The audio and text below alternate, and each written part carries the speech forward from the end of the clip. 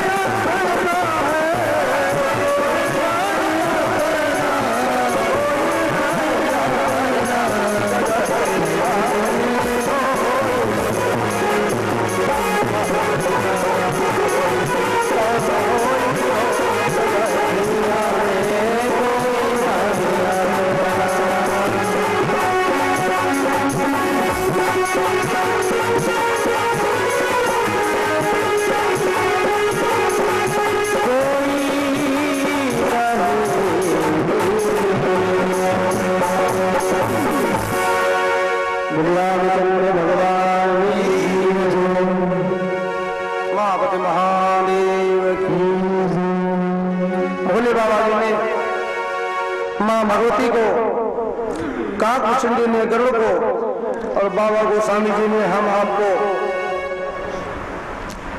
याज्ञवल्क्य ने भरद्वाज जी को ज्ञान घाट, कर्म घाट, भक्ति घाट और हमारे जीवन की जो व्यवहारिक घाट, इस सब में अलग अलग दर्शा करके और राम की भजन का ही सहारा दिखता है।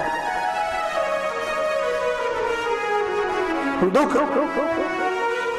किसी प्रकार का क्यों न हो, जब हम परमात्मा को माध्यम बना लेते हैं तो वो दुख सुख में बदल जाता है। गोपद सिंधु अनल शीतलाई, बात भारी से भारी अगम समुद्र भी गौ के खुर के बराबर हो जाता है। मित्र करें सत रिपकर करनी, जो मित्र है वो शत्रु बन सकते हैं और शत्रु मित्र बन सकते हैं। ये परमात्मा के पलक जपने करके दे रहा है। ऐसे परमात्मा का भजन अंतःकरण से आप करें और बाकी जो कुछ हो रहा है इसको होने दें ईश्वर के ऊपर। आज की पावन गाथा माता भगवती जी अपने शरीर का जिस समय त्याग किया है, भगवान से वंदना किया है। सती मरत हरि सन मर माता,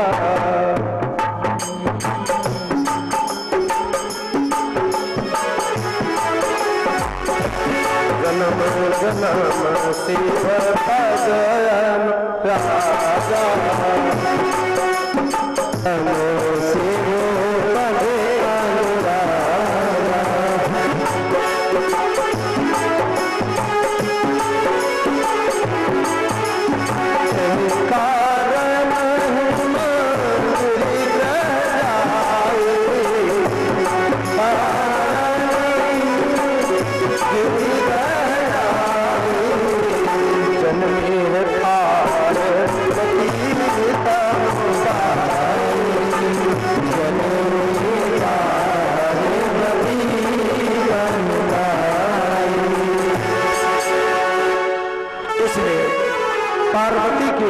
स्वरूप में सती जी का जन्म हुआ।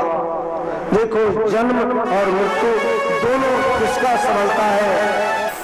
जिसके ऊपर परमात्मा की बड़ी असीम कृपा होती है। जन्म जन्म से पद अनुरागा।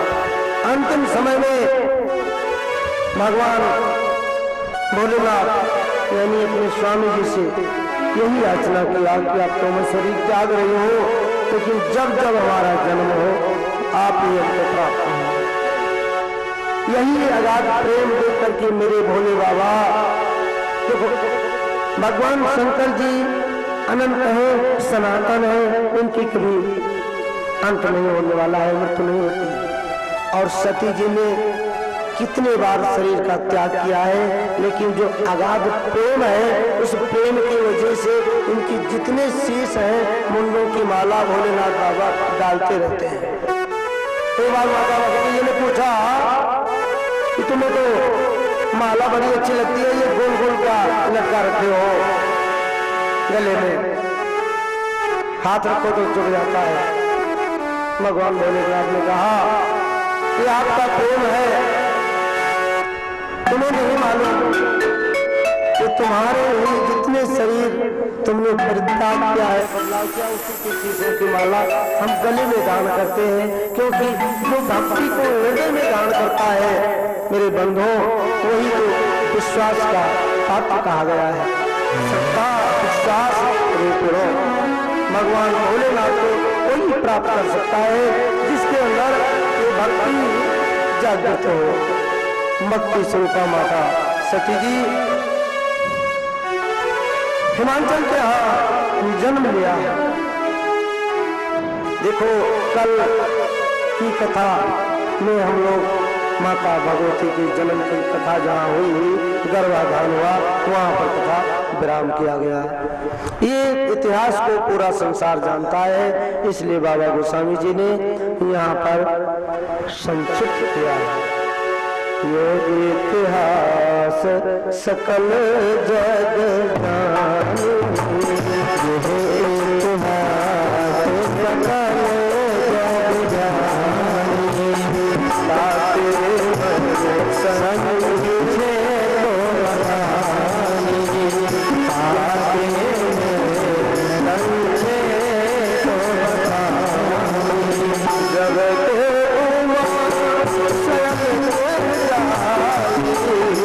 जब से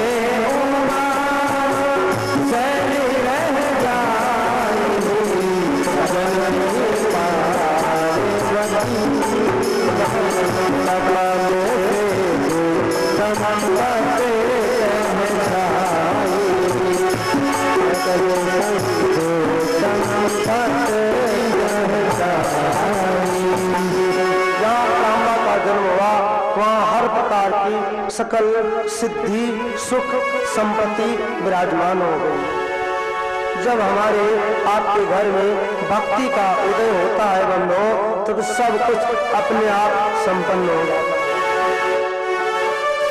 बड़ी ही प्रसन्न वातावरण है, चारों तरफ सुंदर सुंदर रंग बिरंगे पुष्पों की कलियां चमक रही हैं और माता भगवती धीरे धीरे बड़ी हो रही है।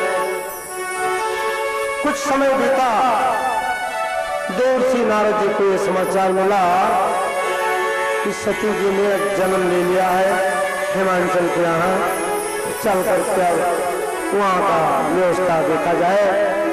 और नारद जी वीणा को बजाते हुए मेरे स्वामी का नाम लेते हुए श्रीमन नारायण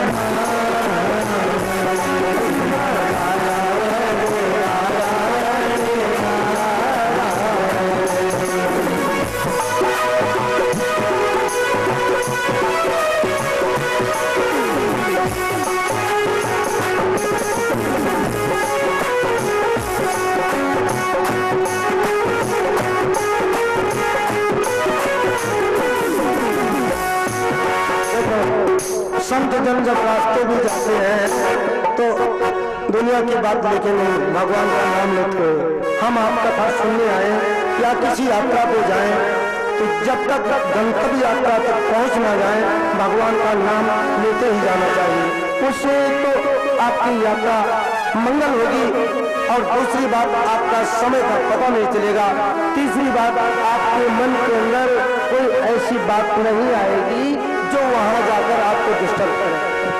इसलिए किसी कवि ने कहा है कि भगवान का भजन करते हुए कार्य को करते रहना चाहिए। नारद जी वहां पहुंच रहे हैं राजा हिमांचल के यहाँ। नारद समाचार नारद समाचार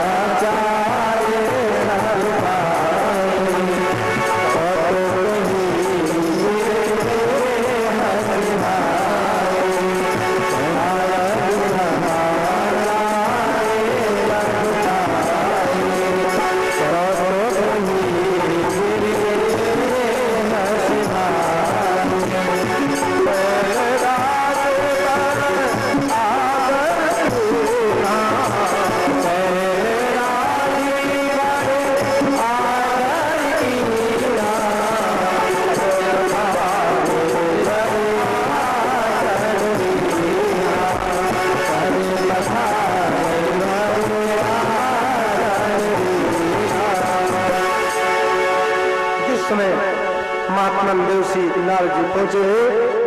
राजा हिमांचल अपनी सारी प्रभुता को त्याग करके पहले दंडवत प्रणाम किया है और अपने आसन पर विराजमान करा के चरणों का बंधन पखारा है, चरणों को प्रक्षालन किया है। उस जल से पूरे घर में उसका छींटा लगाया गया है लम्हों और जल का जब पान किए हैं बहुत ही शांति आई है। उसी समय अपनी कन्या को ला करके उससे भी प्रणाम कराया है। देखो कन्या से कोई भी ऋषि मुनि भी अपना पैर नहीं छुआते हैं। वो जब आई है तो कहते हैं त्रिकालाग की सर्वज्ञ तुम गत सर्वत्र तुम्हार कहो सुता के दोष गुण मुनिवर हृदय विचार। कन्या ने नमस्कार किया, बोले स्वामी प्रभु मेरी बेटी के बारे में कुछ आप इसका भविष्य के बारे में आप बताएं क्योंकि आप त्रिकालज्ञ हैं, तीनों काल की गति को जानने वाले हैं।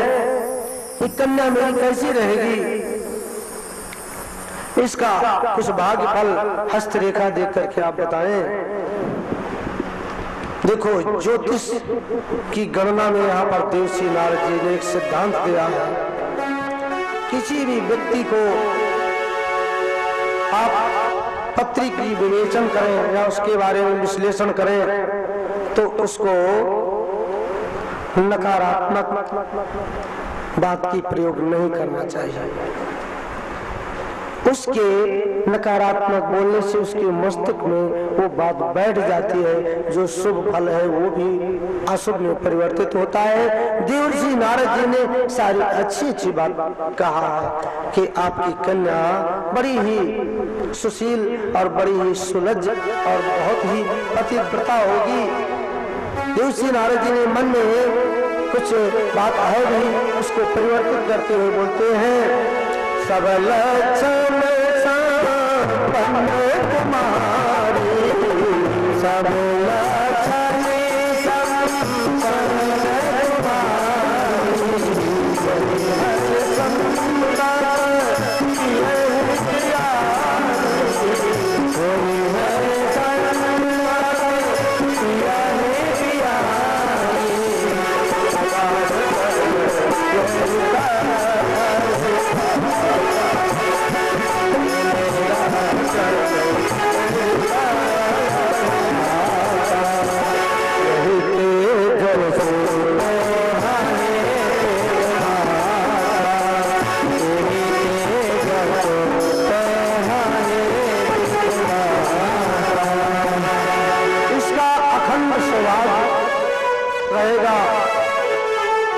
संपन्न सौभाग्यशाली रहेगी, इसका अहवात अचल होगा और इससे इसके माता पिता को भी यश प्राप्त होगा।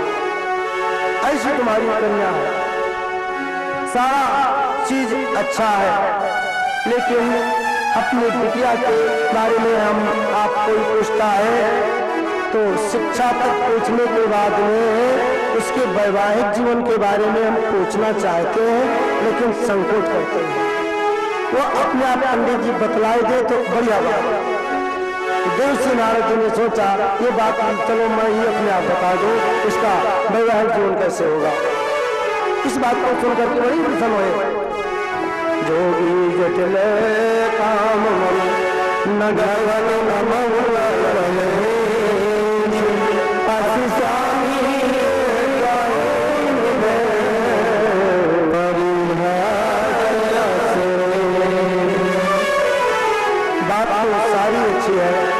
लेकिन इसका जो होने वाला पति होगा वो थोड़ा उसका स्वभाव और उसका वातावरण, जैसे बच्चे आनंद होते हैं 3 साल अपने यहाँ बच्चों को पहना कर रखा जाता है।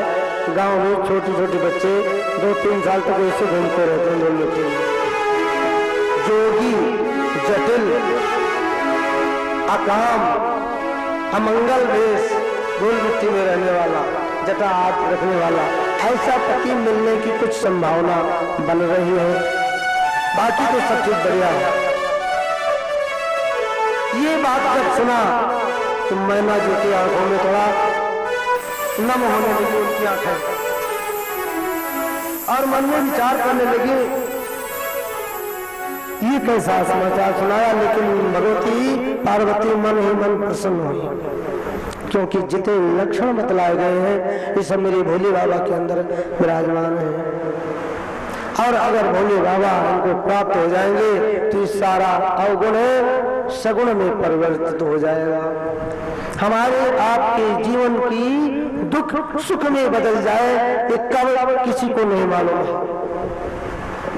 इसलिए हम आप जिस अवस्था में रहे उस अवस्था को परमात्मा की व्यवस्था जान करके जिए तो वो दुख भी सुख में बदल सकता है और सुख दुख में बदल सकता है। बहुत ज्यादा हम सुखी हो तो हमें ये सोचना चाहिए कि हमारे सुख की जो खजाना है कोष है एक कम हो रहा है, तो उस सुख का अनुभव हम कम करेंगे और सम हो जाएंगे।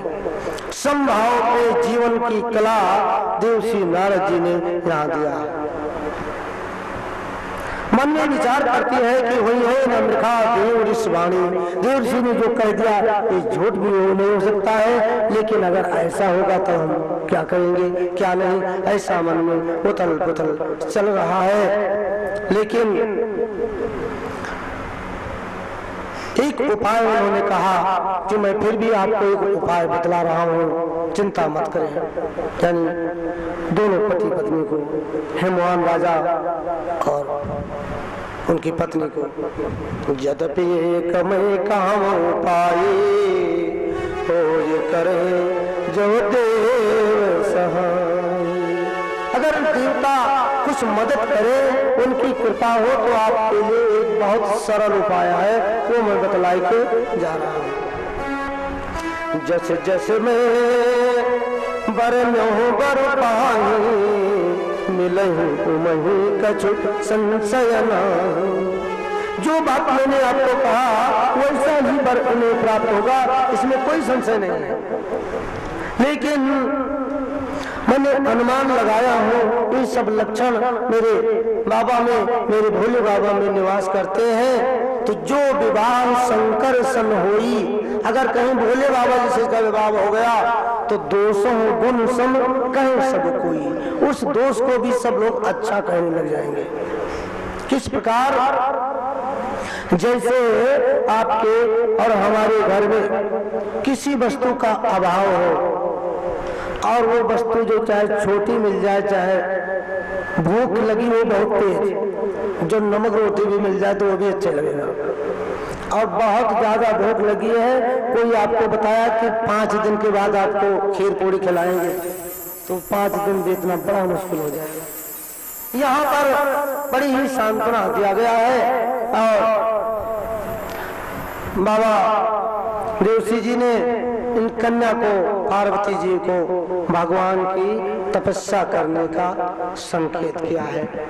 देखो हमें कोई दुख हो, कोई परेशानी आने वाली हो तो भगवान का जाप पूजन करना चाहिए। ग्रहों की शांति के लिए हम सब पाठ पूजन करते हैं। यहाँ पर भी बाबा गोस्वामी जी ने संकेत किया है। तो हमें आपको कहने का तात्पर्य है कि पूर्ण रूप से इस पर विश्वास रखना चाहिए। यद्यपि बर अनेक जगमाही, संसार में बहुत से पुरुष हैं इसके लायक, लेकिन भगवान के शिव जी के तज दूसर या कहना, इसको शिव जी के अलावा दूसरा कोई है भी नहीं। अब वो कब इनको प्राप्त होगा? जब ये साधना करेगी। हम आप भी अगर साधना करते हैं तो सब कुछ प्राप्त कर सकते हैं। यहाँ सती जी हमारी संसार की माताओं बहनों को एक सुंदर सीख दिया है। जो कन्या है, कुंवारी कन्याएं हैं, इनको अपने जीवन में किस प्रकार के सुकृत्य करना चाहिए, यहाँ इस अध्याय में पार्वती जी दर्शाती है। आप लोग भी माता गौरी की पूजन करते हैं और उनसे यही याचना करते हैं कि हमारी बिटिया या हमारी कन्या जहाँ जाए सुखी रहे, अच्छा घर, अच्छा परिवार मिले।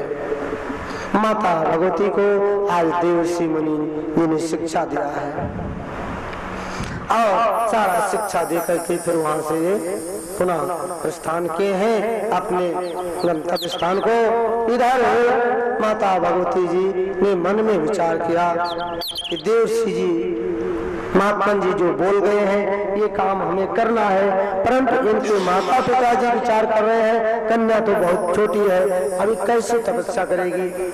हम आप भी सोचते हैं कि अभी तो हमारी उम्र बहुत कम है, अभी पूजा पाठ करने का टाइम नहीं है, ये काम बुढ़ापे का है, वृद्धापन का है या 50 साल उम्र के बाद का काम है। अब रामायण हमको एक बात यहाँ पर बहुत सुंदर गौर करा रही है कि भगवान की भजन करने का कोई समय निर्धारित नहीं है। हम जिस अवस्था में हो और जहाँ हो वहीं से इस कार्य को प्रारंभ करना चाहिए। तप के बल से ब्रह्मा जी पूरी संसार की सृष्टि करते हैं और तप के बल से नारायण उन सृष्टि में जान डालते हैं और तप के बल से भोले बाबा अंत में संहार करते हैं। तप के बिना कुछ भी नहीं है। इसलिए साधना हमें आपको अवश्य और जिस व्यवस्था में जिस अवस्था में हो जभी से प्रारंभ कर देना चाहिए। आज से ही अभी तक जो समय निकल गया वो तो वापस नहीं आने का, लेकिन आज हम इस बात को समझे। एक छोटी सी कन्या साधना करने के लिए पर्वत के ऊपर जा रही है, तो हम आप घर में रह करके भी भगवान से दूर रह रहे हैं, तो हमारे लिए इससे ज्यादा आश्चर्य की या इससे ज्यादा दुख की बात क्या है।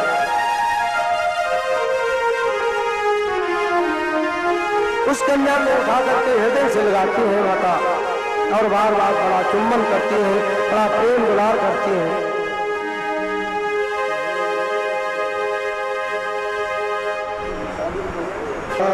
प्राण